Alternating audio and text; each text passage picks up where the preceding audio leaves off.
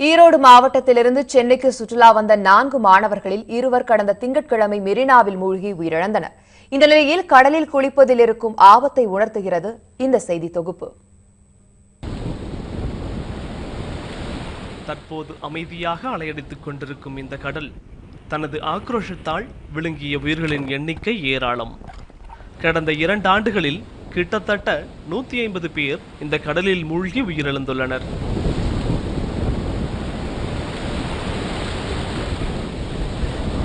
இந்த எண்ணிக்கை சுனாமி ஆழிப்பேரலையில் சென்னையில் பலியானவர்களின் எண்ணிக்கையை விட அதிகம். இந்த சமுத்திரத்தில் மூழ்கி உயிரிழந்தவர்களில் பள்ளி மாணவர்களே அதிகம் என கூறுகின்றனர் கடலோர காவல் படையினர். மேக்ஸிமம் கல்லூரி மாணவர்கள் சிறுவர்கள் இவங்க தான் அதிகமாக இருக்கிறாங்க. சிறுவர்கள் வந்துட்டு சொன்னால் கிளம்பி போயிடுவாங்க. கல்லூரி மாணவர்கள் வந்து அந்த அளவுக்கு கேட்க மாட்டாங்க. ஆனால் திருப்பி ரொம்ப வற்புறுத்தியாக தான் போங்க போங்க போங்க அப்படின்னு சொல்லிட்டு நம்ம தான் சொல்லணும். அவங்க ஆசியாவின் 2வது மிக நீளமான கடற்கரையில் கால் நனைப்பதற்கு அனுமதியுள்ளதே தவிர குளிப்பதற்கு அனுமதி இல்லை. இந்த குதிரைப்படை வீரர்கள் அந்த கட்டுப்பாட்டை உறுதி செய்யும் பணியில் ஈடுபட்டிருக்கின்றனர்.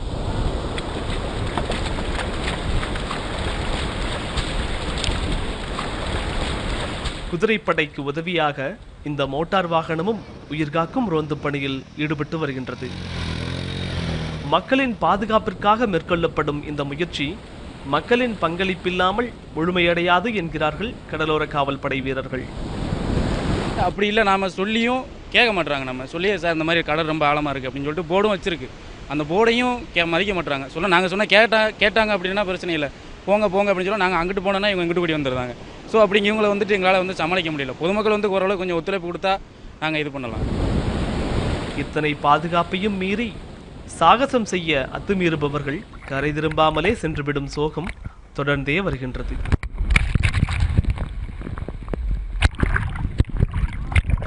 இதுபோன்ற உயிரிழப்புகளை தடுப்பதற்காக கடலோர காவல் படையினர் பல்வேறு பாதுகாப்பு ஏற்பாடுகளை செய்திருந்த போதிலும் பொதுமக்கள் விழிப்புணர்வோடு காவல்துறைக்கு ஒத்துழைத்தால் இதுபோன்ற உயிரிழப்புகளை முற்றிலும் தடுக்கலாம் என்கின்றனர் கடலோர காவல் படையினர். ஒளிப்பதிவாளர் சிவபிரகாஷுடன் ஆனந்த், நியூஸ் 18 தமிழ்நாடு.